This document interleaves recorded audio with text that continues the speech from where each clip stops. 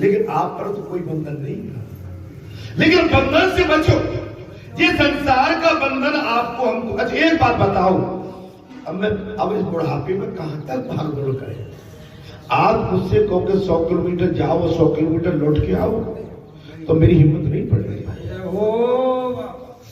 अब शरीर में कोई क्षमता नहीं है, न आने की है, न जाने की है, न चलने की है, न फिरने की है।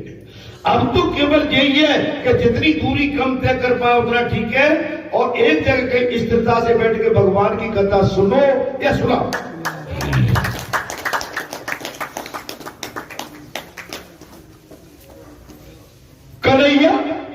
कन्हैया तो चोरी का आदि था ना महाराज। उसने गोपिकाओं से, महाराज गोप मित्रों से उन कपड़ों की गठरी को उठवा लिया। बालक और सबको कपड़े बांट दिए और बालक कपड़े लेके बड़े खुश हुए। गरीब बालक तो अच्छे कपड़े पाकर बहुत ही खुश।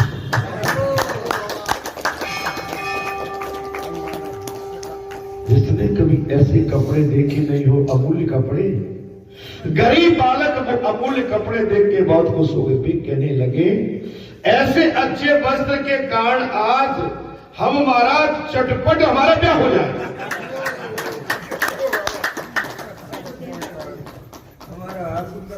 हम सुंदर दिखेंगे।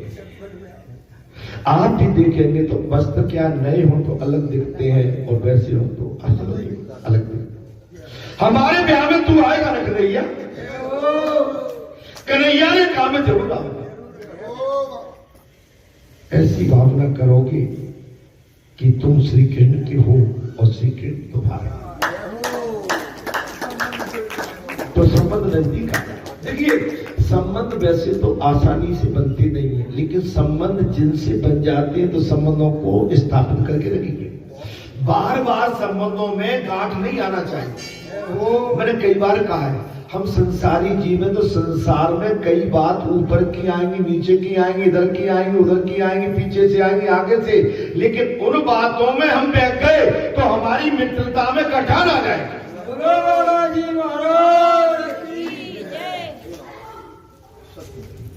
या तो सोच के संभल के चलो, या तो फिर संभल के चलो।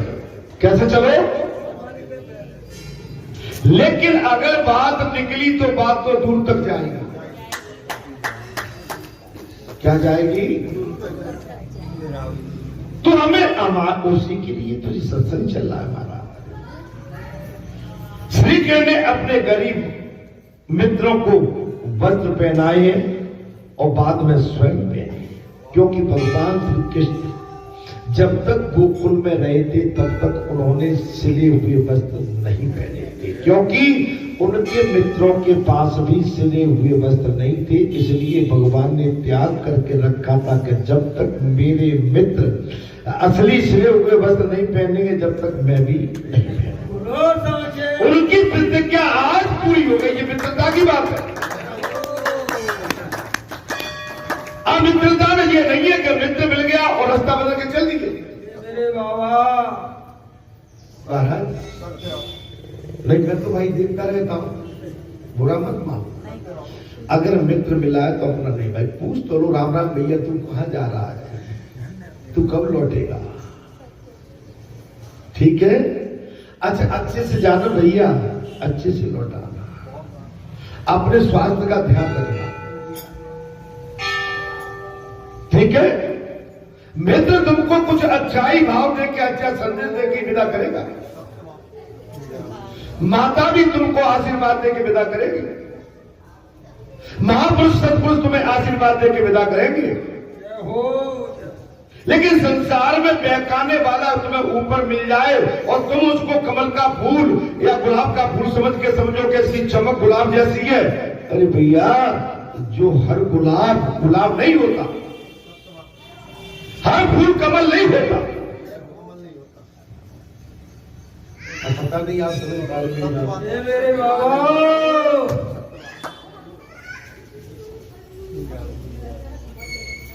आप जिससे मने एक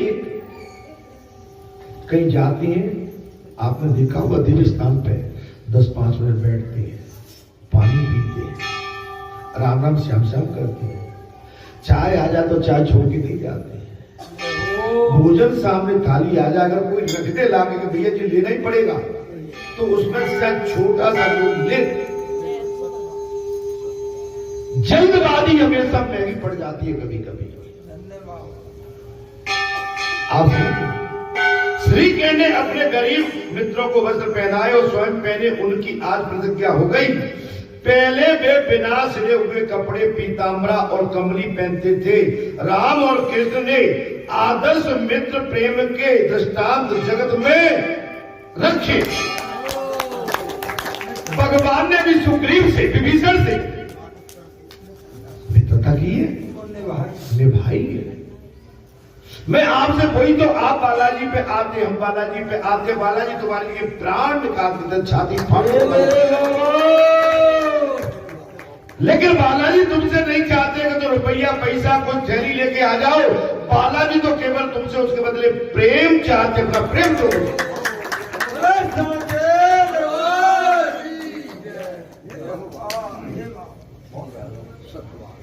अच्छा, हमारा जीवन कितना है? हम कथा पर बैठे हुए बालाजी की प्रेरणा से इस पर बैठे, उनकी पीठ पर। हम कोई अमर, ये शरीर अमर तो नहीं है, इस शरीर को जाना पड़ेगा। अब ये शरीर आज ये कहे कि मैं नहीं रहूंगा, तो जहां राम राम सीताराम नहीं होगी, तो इस शरीर की धूर्तता, मूर्खता है। इस शरीर को जाना पड़ेगा, और जाने के बाद जहां सीताराम भी होगी, श्री कृष्ण भी होगी।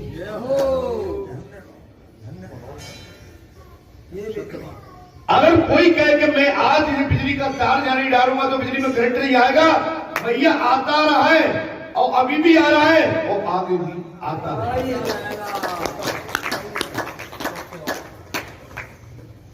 हमारे बगैर वृंदावन सूना नहीं हो सकता। ये मेरे बाबा, ये कथा अच्छी लग रही है। मेरा अनुरोध आपसे वही है, हमारे अंदर परफेक्टता होगा, मिलन की, बात करने की, और बात संतुलित करो। बात वो करो कि हमारी बात कहीं इधर उधर जाके दूसरे को बुराई पैदा न कर। हमारी वाणी अगर हमने बोली है, किसी हमारे अच्छे हितैषी के अंदर जो है कोई पीड़ा न करे।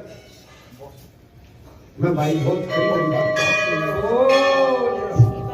अगर मैंने मन पाके पंडित जी से कोई बात कह दी, पंडित जी ने मुझसे कह दी, तो ये नहीं कि मैं उसको सरका के और जाके राकेश के पास रख दूं। मैंने गलत तो नहीं कहा। निंदा नरक है, चुगली नरक है। अरे उस चुगलखोर ने मंत्रालय रात में ही भगवान का सवेरे राज सिंहासन, और उस निंदक ने सवेरे ही महाराज अयोध्या में रात डाल के और महाराज वनवास का। मैं गलत बोल रहा हूं, इसलिए चुगल से हमेशा होशियार रहिए। हल्के आदमी से हमेशा होशियार रहना कि मैंने इससे बात कही तो गलत जगह बात कही, क्योंकि ये बात को कहीं ना कहीं पूरी जगह तैयार आती। पुजारी मैं ठीक बोल रहा हूं? हे संतों, हे महात्माओं, आपकी साथ होना चाहिए, और जिसकी बात में साख नहीं है ना, वो कितना भी अपने आप मुझे समझो कि वो जीती जाती। अब मैं वो शब्द यूज नहीं कर रहा हूं, इस संसार में क्या चीज हो सकती है। ऐसी भावना करो कि तुम श्री कृष्ण के हैं। मार्ग में महाराज सुदामा जी मिल गए। सुदामा जी ने भगवान श्री कृष्ण को माला पहनाई है, और भगवान ने श्री और सुदामा के गले में माला पहनाई। आगे बढ़े तो कंस की दासी कुब्जा मिल गई। देखो आगे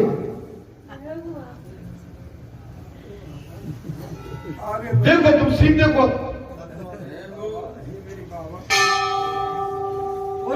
वही शब्द आया और देखिए मेरा कुब्जा मिली, उसके 3 अंग बेढंगे थे।